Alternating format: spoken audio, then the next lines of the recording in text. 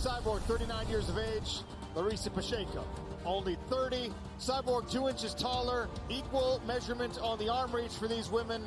Slightly longer legs for Chris Cyborg. Touch of the gloves, and we are underway in our co-main event. Cauliflower. No, it might be. Oh, beautiful. What a level. Oh, big kick. How did she Pacheco just ate it. Wow. Measured and controlled in her breathing. Oh, nasty left hand snuck over the top for Cyborg. Pacheco. She will literally and figuratively smell blood in the water. Oh, there's a guillotine. Another beautiful takedown, but she put herself right in harm's way. That is tight. Good short elbow there. Very nice. An overhand right there from Cyborg. That was a solid right hand. Needing some punches. Watch the back of the head, Chris. Watch the back of the head. First deep breath I've seen Larissa take in this fight. Just about 10 seconds ago. Nice takedown. Rolls through onto an ankle, maybe. 15 seconds, and we're going to see some wildness. Yeah, of course we are. Both women landed there.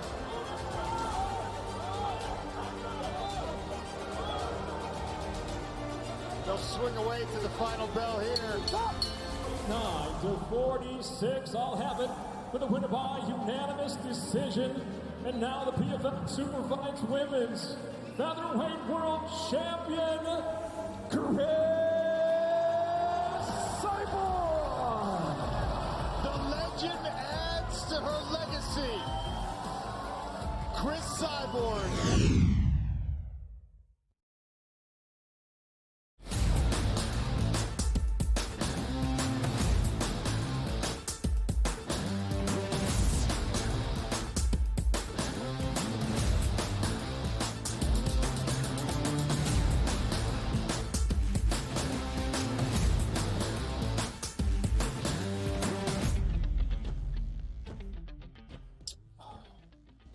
Hello and welcome to a Football Friday live right here on the early line on SportsGrid and all across the SportsGrid network. That includes sportsgrid.com/watch, where you can find your favorite destination to consume everything all across the grid. He is Joe Ranieri. I am Ben Stevens. We are here together for the next 3 hours up until 11 a.m. Eastern time on a Football Friday to get you ready for week number 12 in the Sunday slate in the National Football League. A preview of all 11 games on Sunday. Joe, 6 teams on the bye in weekend number 12 that started last night in snowy Cleveland, Ohio.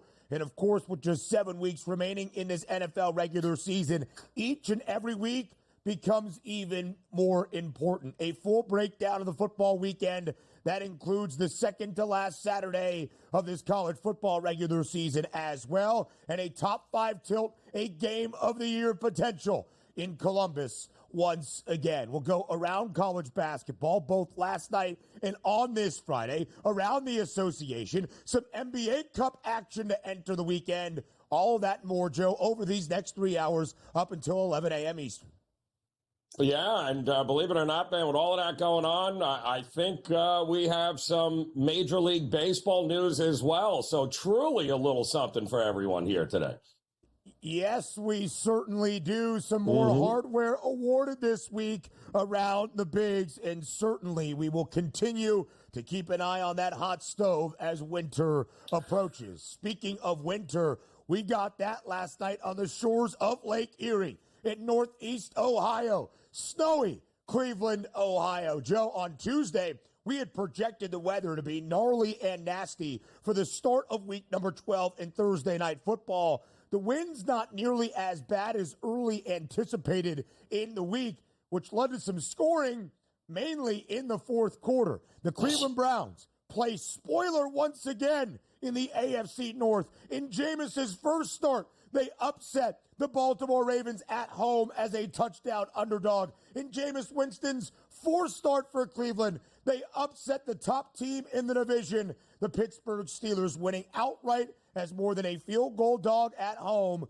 24-19. The guy on your screen, Nick Chubb, in the final minute of regulation, his second rushing score of the night to put Cleveland ahead for good. The Browns pull off yet another upset within the AFC North Division, winning 24-19 in snowy Cleveland.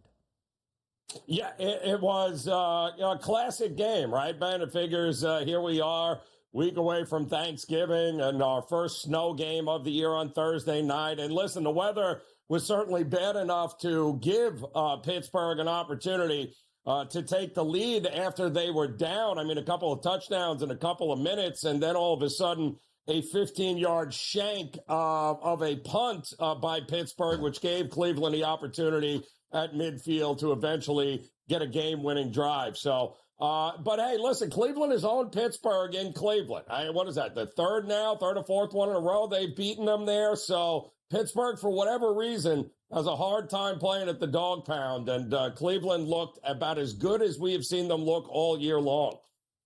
The Steelers have their 5-game win streak snapped. The first loss for Russell Wilson as the Steelers starter. They dropped to 8-3. The Browns went outright to improve to 3-8. It wasn't just Jameis through the air. It was Jameis utilizing his legs at the start of the fourth quarter. Total closed at 36.5. It does sky over 27 of the combined 43 points scored in the fourth and final quarter in that snowy frenzy on the shores of Lake Erie. A recap of that game, what it means for the divisional chase in the broader AFC playoff picture in just a little bit. Some big college football news, though, yesterday, Joe Ranieri. It is officially flip season as we near that early signing period in college football. And the two top quarterback recruits of the 2025 class made their college decisions yesterday, and it wasn't the college they were originally committed to. First, earlier in the afternoon,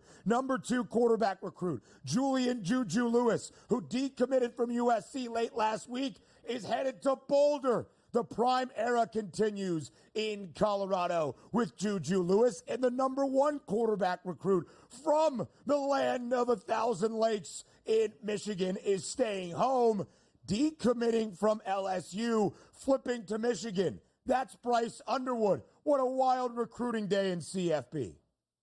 Yeah, and not great news for Brian Kelly and LSU there, as that fan base is already on edge with him. And now all of a sudden your quarterback of the future decides, yeah, no, I'm out of here heading to Michigan. Yikes. And I guess we know where Deion will be next year, and it's in all likelihood not the NFL now, is it? That is the important ramification of Julian Lewis committing to CU. It would seem to set the stage for Deion Sanders building that program even further for the Buffs. And yes, a lot of fans not happy in the Bayou. The Tigers on a 3-game skid and losing the number 1 quarterback recruit who had been committed to LSU for over half a year. Bryce Underwood stays home at Michigan. Huge for Sharon Moore because, of course, it has been a shaky 500 season for the reigning national champs. How about some college basketball? Baha Mahar, what a start it was yesterday for those 4 teams. Double overtime, Joe, and our only top 25 tilt of the night. Baylor and St. John's. St. John's had a comfortable lead by as many as 18 in the opening half. The Bears battle all the way back to force not 1, but 2 overtimes, and still it seemed as though the Red Storm would escape with a victory. But enter Jeremy Roach, the Duke transfer from 30 feet away as time expires. Boom!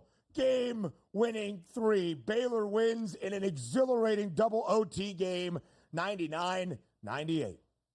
Yeah, they're going to wish they had those free throws back late there for St. John's. But both teams had the opportunities to win this game, both in regulation, in the first overtime, and, well, Baylor just called game there in that second overtime. And unbelievable. That's why you watch these multiple team tournaments here this time of year, Ben, because you never know what's going to happen in college basketball. Basketball in a ballroom is always exciting. Maybe not so much for the delayed game following the Johnnies and the Bears. That was Tennessee and Virginia. We expected scoring to be at a premium.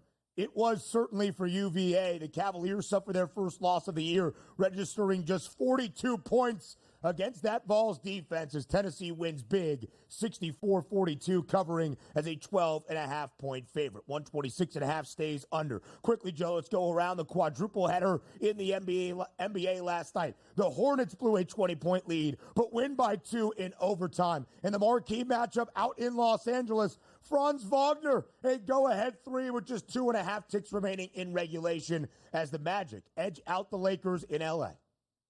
Yeah, and Magic have figured it out in a hurry, haven't they? All worried about Boncaro going down, and boy, they said, well, that's all right, we can do it without him. Another big win on the road for them. They've been rattling off a lot of wins lately, this Orlando team.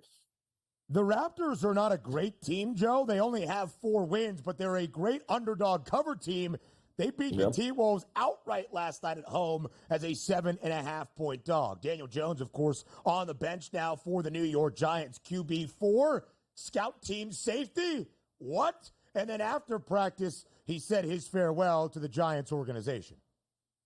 It's funny because I thought he said his farewell 2 years ago. But okay, hey, good to see you again out there, Danny Dimes. Appreciate you showing up. My goodness. Aaron Judge and Shohei Ohtani, Joe Ranieri, both win unanimous MVPs. 3rd MVP award for Shohei Ohtani, 2nd for Judge in the last 3 seasons. Shocking. I don't know who saw that coming, Ben. I really don't. But congratulations to both of them on well-deserved. 7-1 for Aaron Judge on opening day, only behind Juan Soto. Plus 950 for Ohtani. That was the 4th best price. A recap of Thursday night next.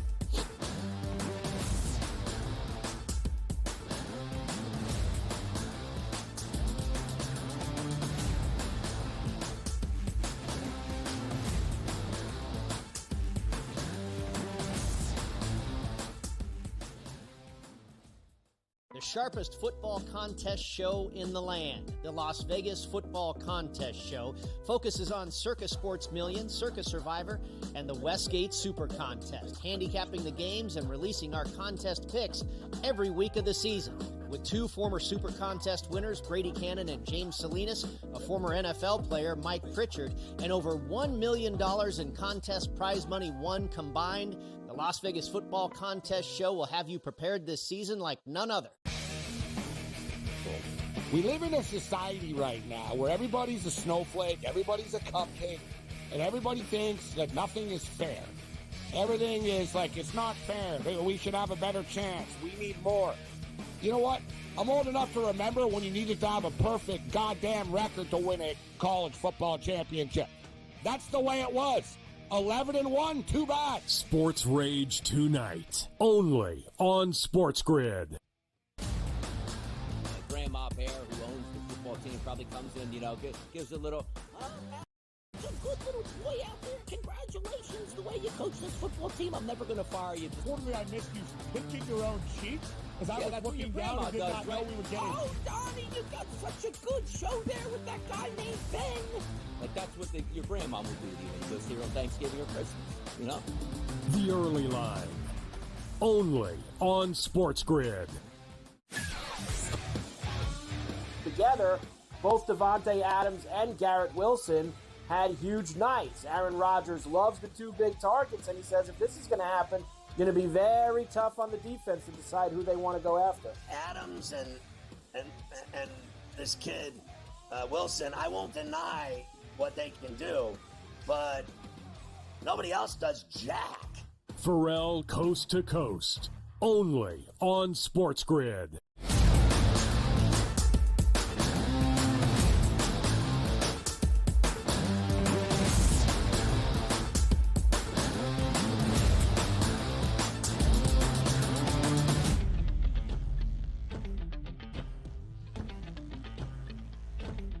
The start of week number 12 last night, short week Thursday night football, and yet a divisional duel in Cleveland between the Steelers and the Browns. Based on projected weather, cold, rain, wintry mix into a full-on blizzard, we expected it to look like an old-school AFC North battle for the first 3 quarters. In the first 45 minutes, it virtually was, and then 27 combined points in a 4th and final frenzy. that led to a Browns upset and outright victory as a 3.5-point underdog. Cleveland wins 24-19 in the snow last night at Huntington Bank Field. 24-19, the victory for the Browns, playing spoiler once again, Joe, within the AFC North.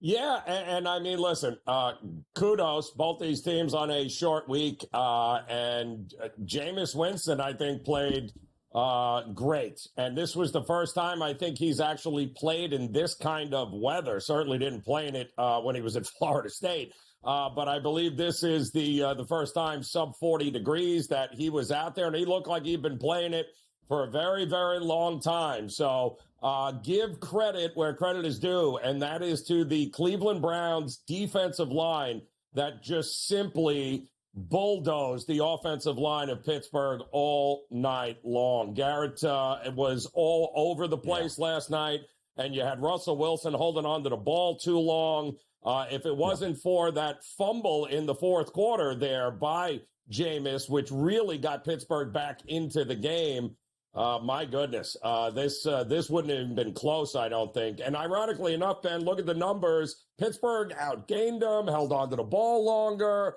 All the stats favored Pittsburgh except the one that matters, which is the final score. And it did snap a 5-game win streak for the Pittsburgh Steelers, who entered atop the AFC North with an 8-2 mark. That's where they still stand. But now Cleveland has played spoiler in a month of Jameis Winston as the starter, both at home on the shores of Lake Erie, to the Baltimore Ravens, winning outright as more than a touchdown underdog. And last night to kick off week number 12 as more than a field goal underdog against the Pittsburgh Steelers. And Joe, to your point, it was a Jameis Winston rushing touchdown in the opening 2.5 minutes of that fourth and final quarter that put the Browns up 18-6. They were winning the game rather comfortably at that point, but a couple of turnovers in the Jameis Winston experience, you take some good and solid play with some bad, brought the Steelers back. Pittsburgh scored on the ensuing offensive possession for them, following that Winston rushing touchdown. And then after a strip sack from Nick Herbig, Pittsburgh takes advantage with a Russell Wilson strike to Calvin Austin. That put the Steelers ahead 19-18. And Joe, we've seen this so many times, right? You got a divisional favorite, a road favorite, even on a short week.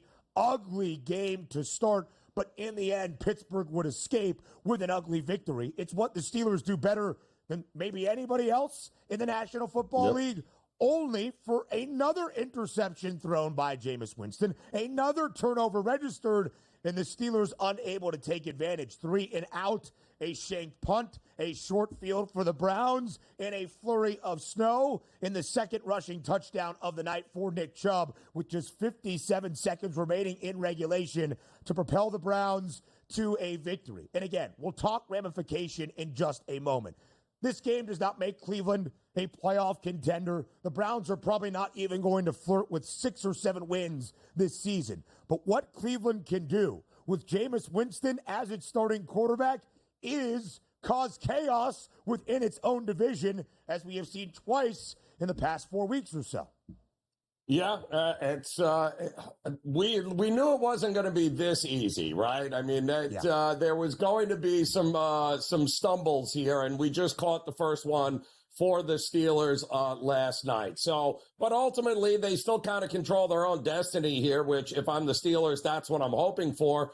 And if I'm Cleveland, maybe, just maybe, they can put to bed the whole Deshaun Watson thing now and move forward. It was good to see, Chubb back in there, running the ball hard in those conditions. Yeah, the Browns could very well play spoiler down the stretch to a bunch of teams here, Ben. They are worth keeping an eye on after this win last night.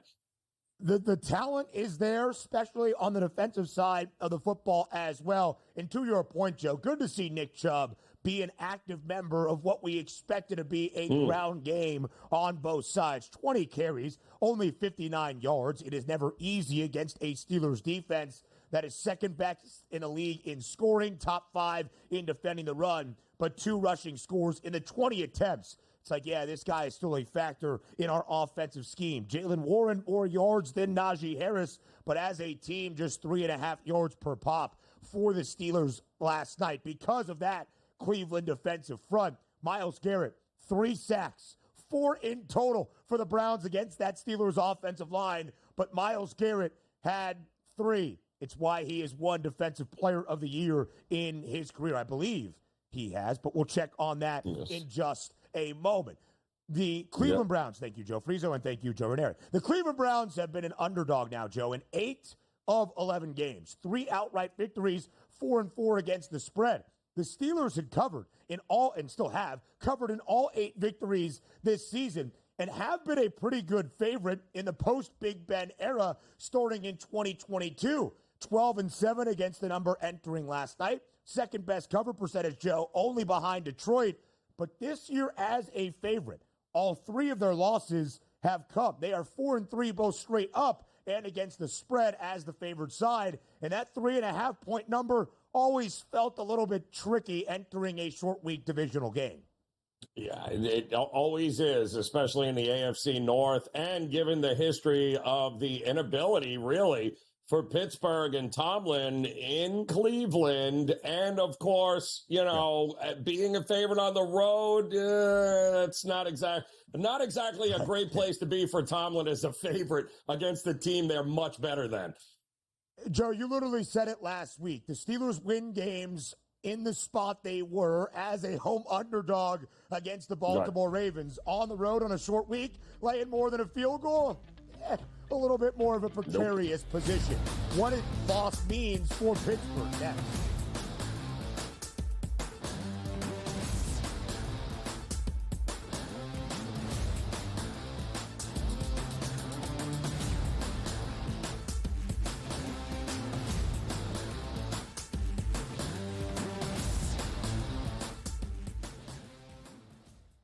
The sharpest football contest show in the land. The Las Vegas Football Contest Show focuses on Circus Sports Million, Circus Survivor, and the Westgate Super Contest, handicapping the games and releasing our contest picks every week of the season.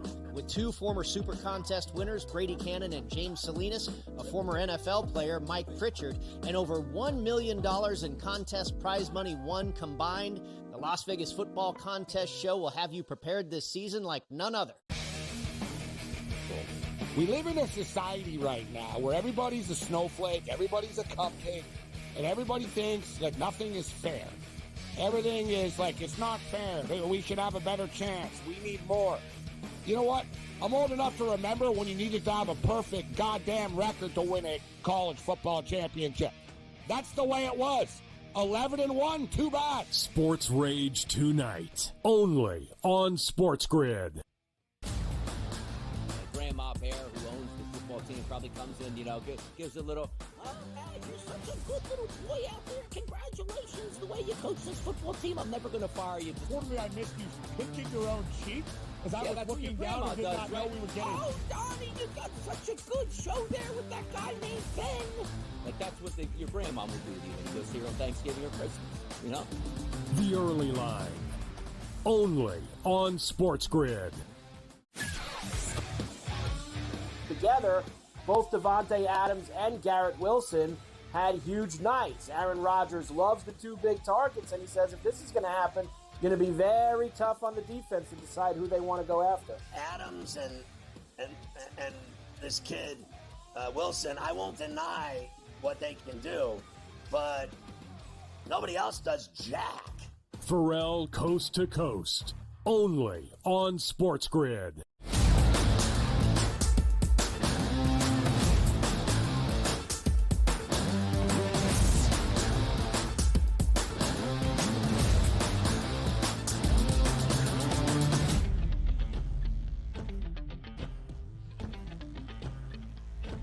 So how significant was the defeat last night for the Pittsburgh Steelers on the road in Cleveland? The odds makers in the shifting markets, Joe, would tell you incredibly important. Pittsburgh entered last night, the start of week number 12, at 8-2, with a game-and-a-half advantage in front of the Baltimore Ravens in the direct head-to-head tiebreaker before the two teams meet again week number 16 in the Charm City. Pittsburgh entered as a minus 160 favorite to win the AFC North, a loss to the Cleveland Browns outright as a 3.5-point road favorite in the land. And those numbers have moved dramatically. The Steelers are no longer the favorites within the AFC North, a plus 125 number, despite still holding a game lead over the Baltimore Ravens. They had a plus 900 number to be the number one seed in the AFC. Could the record just be good enough to be there along the way with the Chiefs and the Bills? That's now 24-1. And Joe, maybe more importantly than even the division price, because Pittsburgh is going to be a playoff team when you start 8-2, unless it's a disastrous collapse. You're going to earn a playoff spot currently in the AFC. It was the question of the ceiling for this Steelers team. Plus 950, fifth best price around the AFC entering last night. For a Steelers team that, with Mike Tomlin, we know wins football games. We know they flirt with playoff positioning each and every year. But one thing that has eluded the Steel City is a trip to the AFC Championship game. That hasn't happened in nearly a decade, since 2016. That number, much longer on this Friday morning. Add on $3.50 after the loss. It's now 13-1.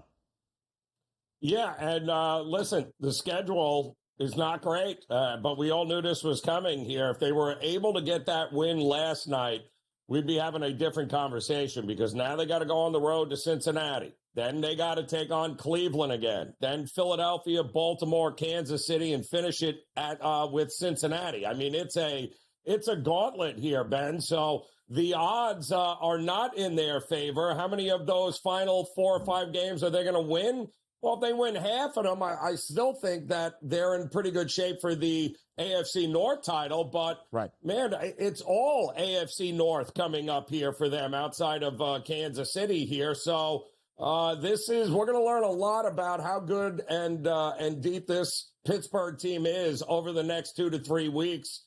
I think they can handle it, but I can tell you now, if you got any doubts, just wait until after that Cincinnati game, and then you can get them to win the AFC North at a much better price than plus 125. A mini bye for Pittsburgh. Of course, the extended break after playing on a short week Thursday night football game. A full weekend bye for the Bengals, who, once again, for Cincinnati, it is all or nothing. If the Bengals lose next Sunday as they host Pittsburgh, right now, Cincy is booked as a 2.5-point favorite. If the Bengals lose that game, the season is officially over. They understand the significance of next Sunday in Week 13, but so too does Pittsburgh, which, Joe, made last week's game against Baltimore even that more fascinating, because it wasn't just a division game. It was the first division game of the year for the Steelers, the first of 3 consecutive AFC North battles for Pittsburgh. And, the 2 games outside of the division down this home stretch for Mike Tomlin and crew, the Eagles and the Chiefs. That's not necessarily an easy slate remaining. The Ravens, however, also do not have an easy slate on deck, and yet Baltimore now, Joe, has vaulted in front of Pittsburgh, minus 155 to win the AFC North. The odds makers have always looked more favorably at the flock than that of those from the Steel City. Do you think Baltimore's price, despite trailing Pittsburgh by a full game in the divisional standings, and as of this moment, not having the head-to-head tiebreaker against Pittsburgh, do you think that number of minus 155 is justified? Yeah, it is for now. And of course, I do think, Ben, in December, those two are going to flip-flop back and forth depending on which team loses and which team wins here. And they both have a ridiculously tough schedule. So like we always have this time of year with the AFC North, it's going to be decided in December. It's not decided in October and November usually. It is December, and that's exactly what we're going to get here. But it's going to be some combination of those two, number 1 and number 2, Ben. I just don't see any other way around it, unless one team completely falls off a cliff. Yeah, it does seem to be a 2-team race. The Bengals are just fighting to keep their season afloat, to maybe even flirt with a wild card berth. Baltimore, by the way, Philly, Pittsburgh again, the Chargers on Monday, and the Texans on that docket. We'll look at the AFC playoff picture next.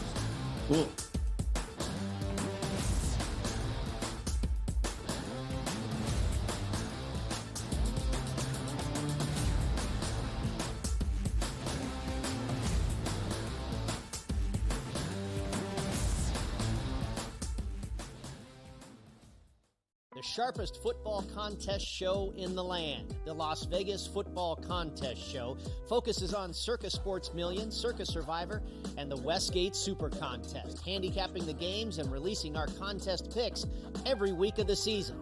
With two former Super Contest winners, Brady Cannon and James Salinas, a former NFL player, Mike Pritchard, and over $1 million in contest prize money won combined, the Las Vegas Football Contest Show will have you prepared this season like none other. We live in a society right now where everybody's a snowflake, everybody's a cupcake, and everybody thinks that nothing is fair. Everything is like, it's not fair. We should have a better chance. We need more. You know what? I'm old enough to remember when you needed to have a perfect goddamn record to win a college football championship. That's the way it was. 11-1, too bad. Sports Rage tonight, only on SportsGrid.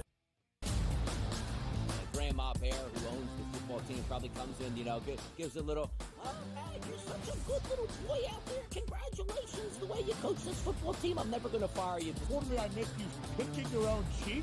As I was looking down and did not know we were getting... Oh, Donnie, you got such a good show there with that guy named Ben.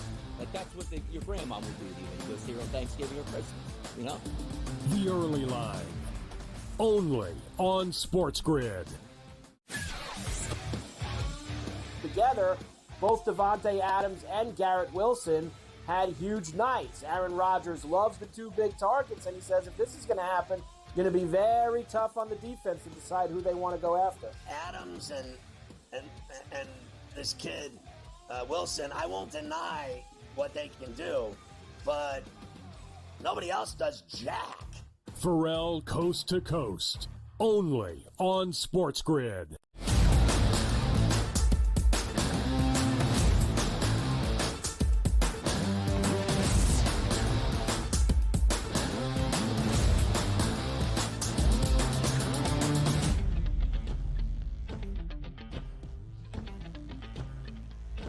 Each and every game from here on out in the final 7 weeks of the NFL regular season will have impact and implications for the entirety, not just for that single team or single division, but all of a conference playoff picture. And that is the story, Joe, for the Pittsburgh Steelers. As we look at the playoff picture right now in the AFC, our own In the Hunt graphic as we head into late November and Thanksgiving week on the horizon. I do want to start with Pittsburgh before we touch on the rest of this landscape. Because again, Joe, you said it in our most recent segment. If you have doubt about the Steelers, maybe you hold off on the number. And I think there are many people, Joe, that express some hesitation, if you will, about Pittsburgh's overall ceiling. Hey, we know that with Mike Tomlin, they don't lose many games. They win games they might not be expected to. Could they hold off the Ravens for the entirety of the second half stretch run of this season to win a divisional championship, to host a playoff game, heck, maybe even make a deep postseason run toward an AFC championship for the first time since 2016? Joe, after last night in Pittsburgh losing in Cleveland, did your overall evaluation of the Steelers change? Is their ceiling now more limited than maybe you thought it was entering this week? No, I mean, listen, they weren't going to sweep every game. They're just not going to happen. They were, they have Cleveland again in a couple of weeks at home. I expect if I'm Pittsburgh, I just want to split against the AFC North, man, right? I've already beaten Baltimore, so I'm good there. I'll have Cincinnati twice. I just want to make sure I don't get swept. I just want to make sure I win one out of the next two for the rest of the way. And if they do that, Ben, they're going to be just fine in the AFC North. And who knows? Like you had said, the two not out of division games there are going to be tough, but we also don't know what they might mean to those teams there, as Philadelphia, not exactly anybody knocking on their door in the NFC East. So we'll have to see. But if I'm Steelers, I want to split every game, every series with the rest of the division from here on out. And right now, the Steelers have a win against Baltimore a week ago, a loss last night to Cleveland. The Ravens have also lost in underwhelming fashion as a hefty road favorite, more than a touchdown to Jameis Winston and the Browns as well. Baltimore is 2-2. They swept the Bengals in the division. They lost to the Browns and Steelers. They will get Cleveland and Pittsburgh one final time in the final 3 weeks of this regular season. And as we shared, despite the flock now being the favorite to win the AFC North at minus 155, Baltimore's remaining docket outside of division play is not easy. Also, the Eagles on the radar, the Chargers on the road, and the Battle of the Harbaughs on Monday night. And they have the Houston Texans still remaining as well. That's the more difficult competition, as the Ravens will also play the Giants, because currently, from a record perspective, Baltimore in that 6th spot, the second of 3 wild card positions. The Chargers,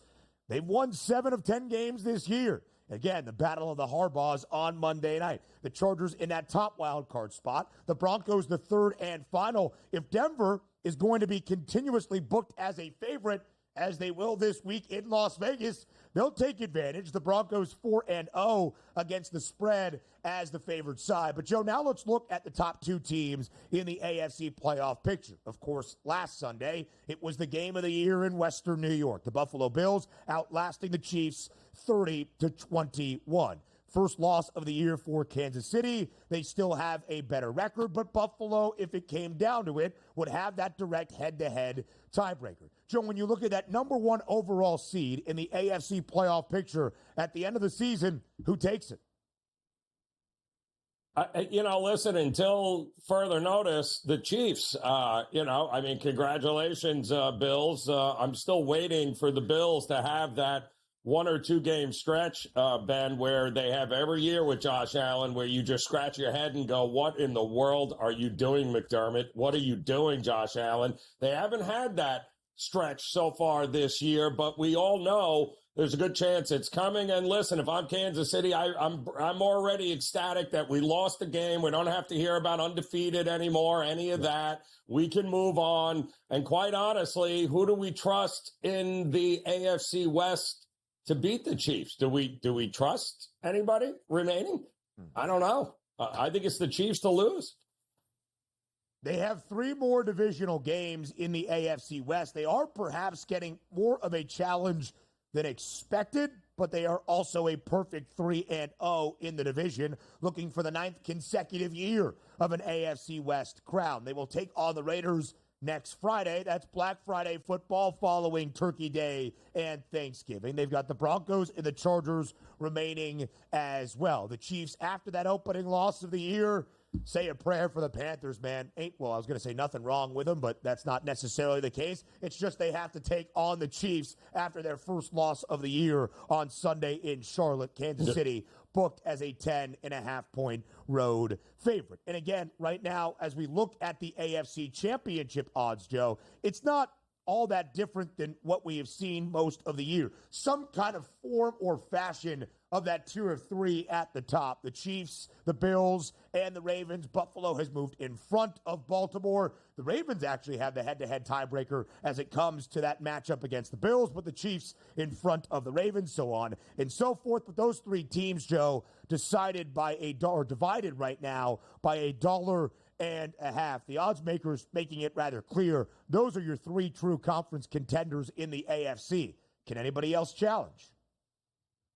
I'm still going to point to the Chargers at that price and let you know, if they beat yet another AFC North team here this week in the Ravens, you ain't getting them at double digits, Ben. So this is a very fascinating team to me, one that is flying under the radar. There's still value in them, but you better hurry up, because that game coming up, they won't be 13-1 if they beat Baltimore, and they're at home and have a really good chance of doing so.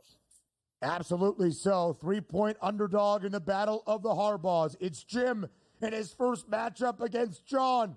since 2012. That was a rather important game, I think, between the Ravens and then the San Francisco 49ers. That is Monday Night Football, and it should be a dandy. Again, Baltimore, 3-point road favorite inside SoFi against the Bolts. Joe, as we look at the wild card picture and thus the associated AFC championship prices for those wild card teams, the Broncos holding on to that third and final spot. They've got a game lead right now over the Colts, game and a half in front of the Dolphins.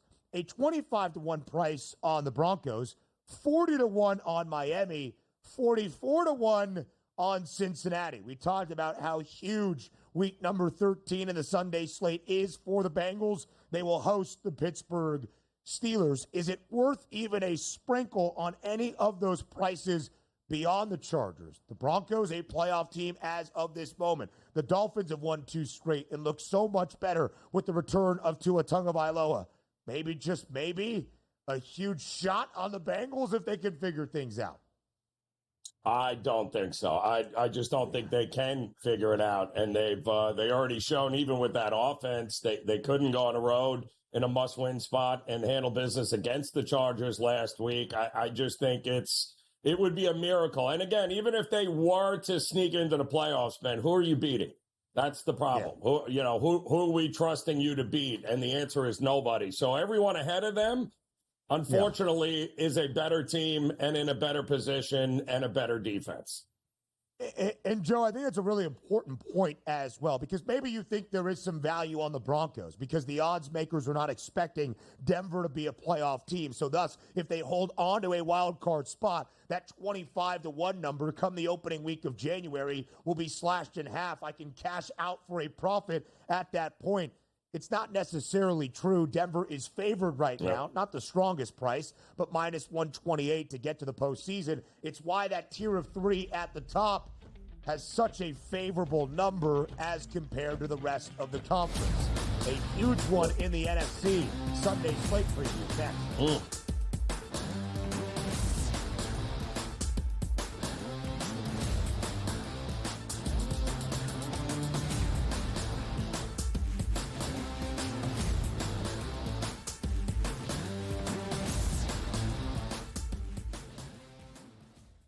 The sharpest football contest show in the land, the Las Vegas Football Contest Show, focuses on Circus Sports Million, Circus Survivor, and the Westgate Super Contest, handicapping the games and releasing our contest picks every week of the season. With 2 former Super Contest winners, Brady Cannon and James Salinas, a former NFL player, Mike Pritchard, and over $1 million in contest prize money won combined, the Las Vegas Football Contest Show will have you prepared this season like none other. We live in a society right now where everybody's a snowflake, everybody's a cupcake, and everybody thinks that nothing is fair. Everything is like, it's not fair. We should have a better chance. We need more. You know what? I'm old enough to remember when you needed to have a perfect goddamn record to win a college football championship. That's the way it was. 11-1, too bad. Sports Rage tonight, only on SportsGrid. Grandma Bear, who owns the football team, probably comes in, gives a little, oh, Alec, you're such a good little boy out there. Congratulations, the way you coach this football team. I'm never going to fire you. Quarterly, I missed you pinching your own cheek as I was looking down and did not know we were getting. Oh, Donnie, you got such a good show there with that guy named Ben. Like, that's what your grandma would do to you when you go see her on Thanksgiving or Christmas, The Early Line, only on SportsGrid. Together, both Davante Adams and Garrett Wilson had huge nights. Aaron Rodgers loves the 2 big targets, and he says if this is going to happen, it's going to be very tough on the defense to decide who they want to go after. Adams and this kid, Wilson, I won't deny what they can do, but nobody else does jack. Pharrell Coast to Coast, only on SportsGrid.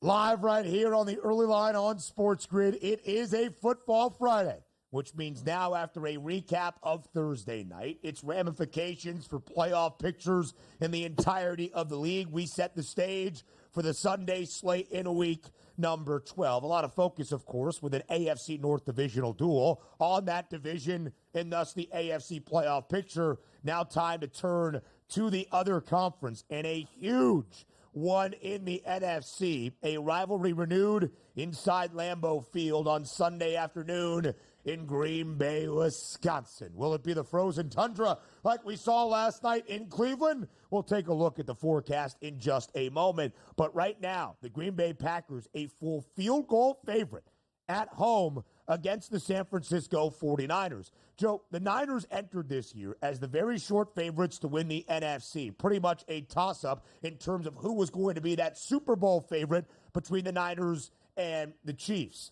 It has not been a good season for San Francisco at an even 500-5-5 and a costly divisional defeat last week at home against the Seattle Seahawks. One of the reasons the Niners have struggled so much this season is because of the injuries, both offensively and now on the defensive side of the football, that have been rearing their ugly head. Brock Purdy was limited at practice on a Thursday, still expected to play, but you can tell the odds makers are a little bit spooked by all that San Francisco is dealing with entering this game against the Green Bay team that, yes, survived with a blocked field goal last week in Chicago, but still is 7-3.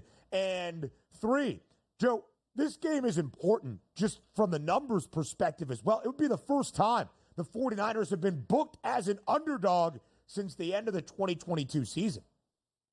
Well, the injuries are just starting to pile up, and that's the problem here. I mean, there are questions as far as whether Purdy was even going to play this week because he wasn't practicing. He's got the shoulder injury, and we know Nick Bosa has health concerns on the defensive side of the ball. They've got all sorts of issues, by the way, Ben, in the red zone. They have one of the worst red zone offenses, which is so unlike the 49ers and Shanahan. They're one of the worst fourth quarter teams in the NFL. We've seen them blow a ton of early leads late in games. And I'm sorry, Christian McCaffrey is not going to be your savior here.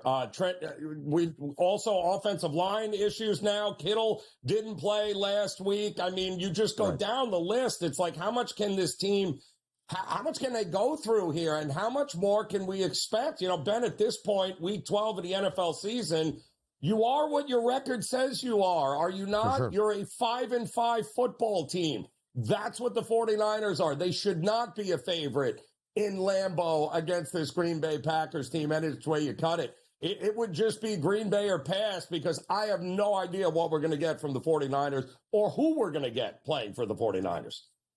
And, Joe, you're right. That is the story. Your record is what it says it is about your football team. But there's a lot of factors that can contribute to that record. It's not a full health San Francisco team that has just been so underwhelming based on expectation.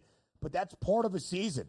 Maybe San Francisco will look back on 2024 and say, what did you expect us to do with all of the injury bugs that we have seen? Christian McCaffrey had not played until week number 10. Brandon Ayuk, who was paid in the offseason, out for the remainder of this year. Deebo Samuel has missed time. George Kittle has missed multiple games. We have seen, of course, Jawan Jennings even be on the sideline. Ricky Pearsall did not get off to the start of his rookie season that anybody anticipated after being shot in an attempted robbery before the year got underway. And now, Joe, it's not just the offensive woes, because with Christian McCaffrey back, it was like, all right, here we go. Even without Ayuk, Pearsall is healthy. Jawan Jennings is healthy. Deebo Samuel is here. They're going to be ready to go offensively.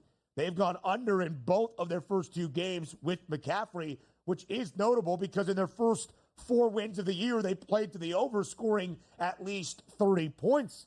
But now, Joe, it's defensively.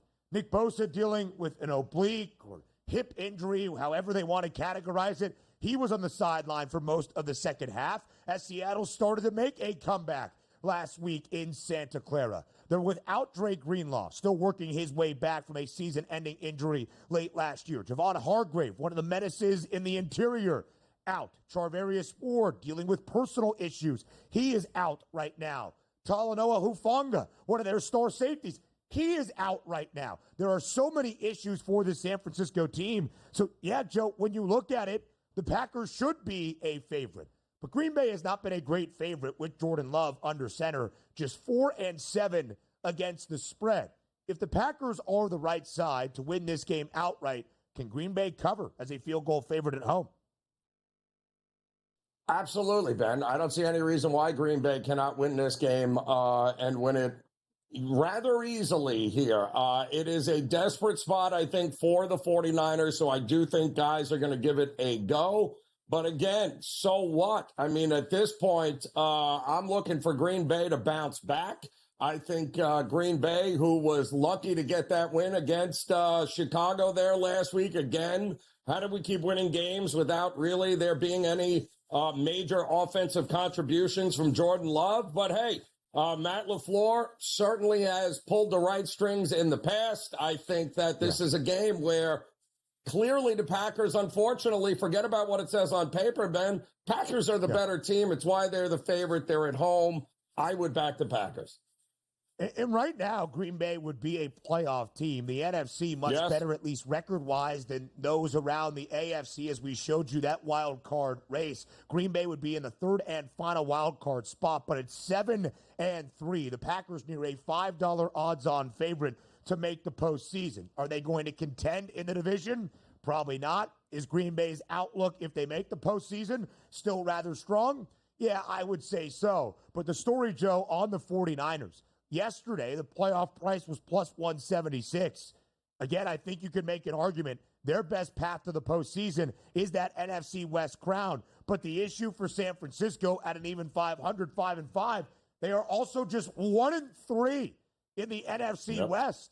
Those divisional tiebreakers could be very costly for the 49ers when all is said and done. Not the season we expected in San Francisco. They're a road underdog in Lambeau on Sunday. We continue our Sunday slate preview up next.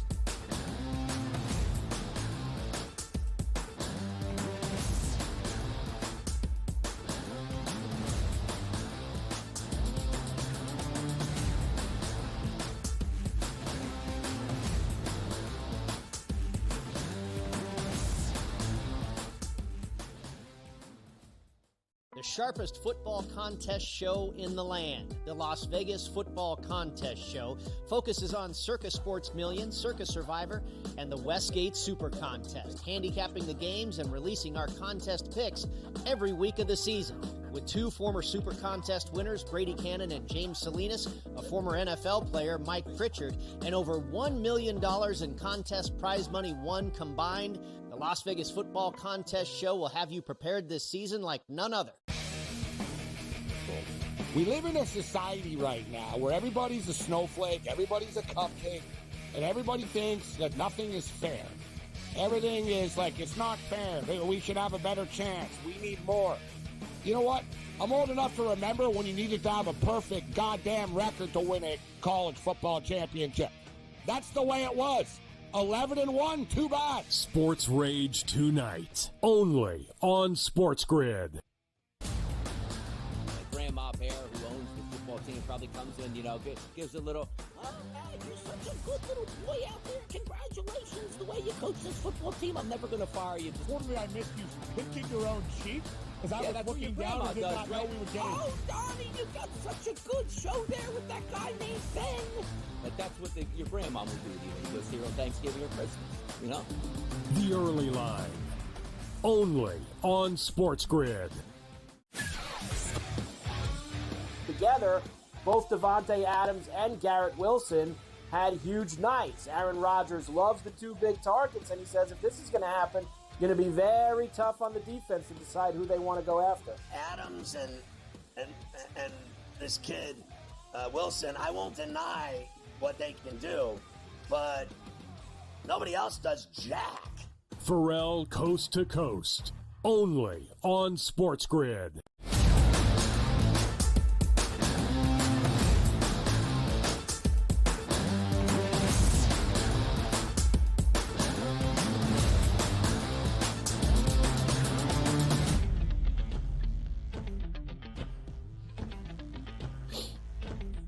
SoFi Sunday night football to cap off the Week 12 Sunday slate is going to be a good one.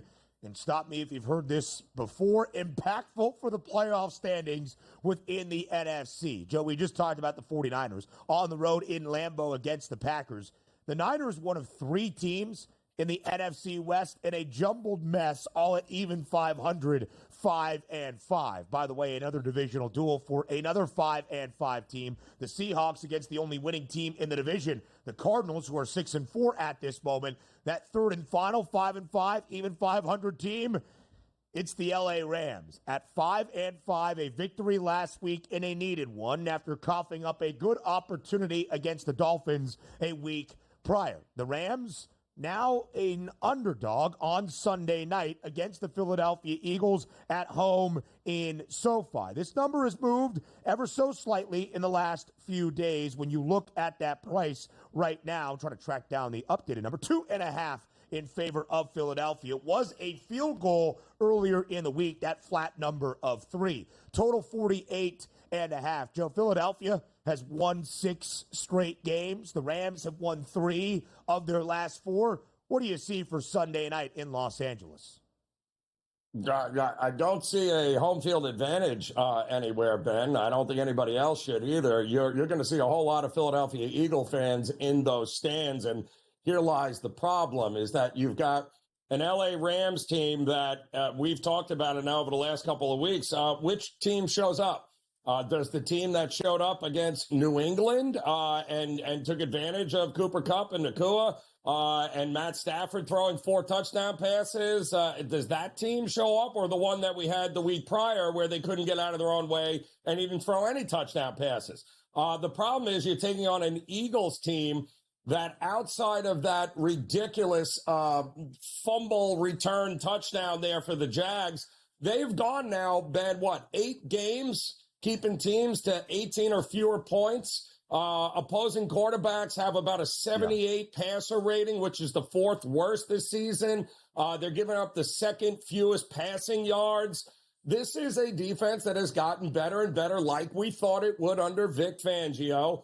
And they were here a year ago, and they held the ball for almost 40 minutes, Ben. That's the thing with Philly, is Philly will be very happy holding on to the ball with 13, 14, 15 play drives and burying that young defense of the Rams. I just don't see the Rams going in there and playing from behind and thinking good things are going to happen here. They're a favorite on the road. I don't love that, but there is no way I could look at the Rams and think they're going to have a shot against this defense, which is getting better and better and better. And they're going to play from behind, Ben. You and I both know it. That makes them one-dimensional, and it makes that Vic Fangio defense extremely dangerous.